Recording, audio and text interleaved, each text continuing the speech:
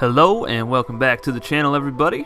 Today we're going to be doing a recap video for the Week 1 results for our FCS Dynasty in NCAA Football 2006. So if you have not seen the Week 1 matchups, go ahead and click off of this video right now and go ahead and check out those games. We're going to go over my predictions and see how close I was to getting the actual scores correct. And then after that, we will be doing our Week 2 predictions. So let's get right into it for Week 1. I was pretty close for the Northern Colorado and Colorado State game. I predicted 42-21, and the final was 45-14.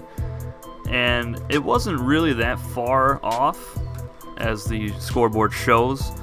Northern Colorado actually had more yards on offense than the Rams did. They had 452 yards, and Colorado State had 416. But the big difference in this game was definitely the speed difference between the teams. Northern Colorado only has 2 subscriber players on defense, and it really showed in that matchup. The Cooper brothers just could not cover all the speed at wide receiver for Colorado State. Game 2, I had South Dakota State losing to Akron 45-35, and the actual score of that game was 63-31, and it wasn't really that close at all. And the big difference in that game, Lamar Jackson was sacked 4 times. They had 4 turnovers, 3 fumbles that were lost, and an interception. But they had more total offense with 487 yards. Akron had 443.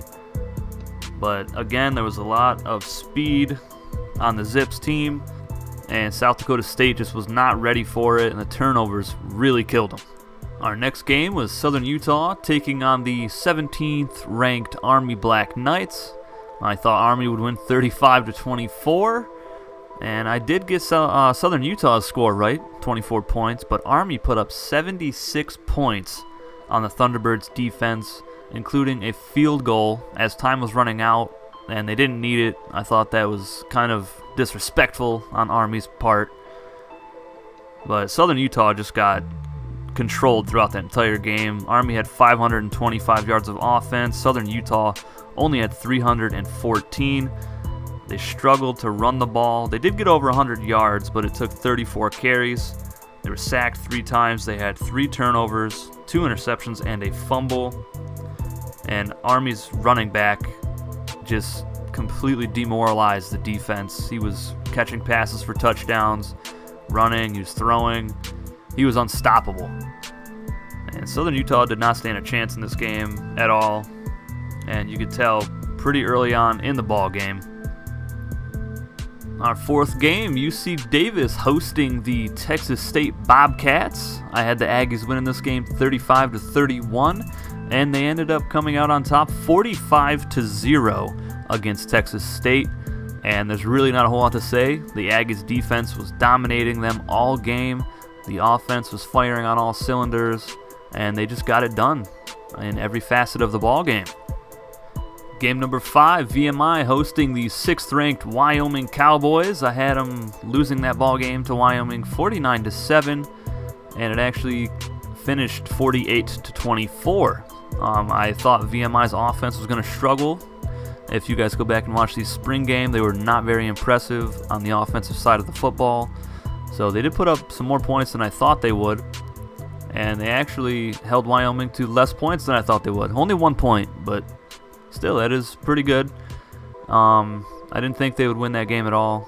Obviously, they didn't. Now let's see all the Week 2 matchups and get into all of the predictions.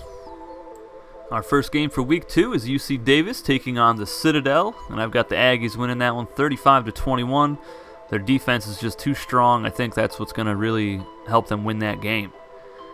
Game 2, Cal Poly taking on Western Kentucky. I got the Mustangs pulling off a 28-24 victory in the Hilltoppers Stadium.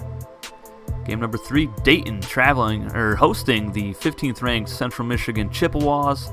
And I got Central Michigan winning a close one, 45-42. North Dakota State hosts the number 5 Colorado State Rams. I got the Rams winning that one 35-31. And Northern Colorado hosts the 20th ranked San Jose State Spartans, and I got the Spartans winning that one 28-10. And I think the defense is going to continue to hinder the Bears, and I don't think they're going to pull off that win. Game 6, South Dakota State taking on the Hofstra Pride, and I've got the Jackrabbits winning that one 31-24. Game 7, Jacksonville hosting the Northwestern State Demons, and I got Jacksonville winning that one 38-35 in a close game. The next game, the San Diego Toreros traveling to Hawaii to take on the 10th ranked Warriors, and I've got Hawaii winning that one 45-21. Next game, VMI taking on Bryant. This is our first subscriber matchup, and I think Bryant will pull off a 28-21 win over the Cadets. Now in the future, if you guys want me to do live commentary on a full game and not cut it up, let me know in the comment section below, and I will do that for all of the future subscriber versus subscriber games. And our 10th game, Southern Utah traveling to take on the 8th ranked Air Force Falcons. I got Air Force winning that one 24-21.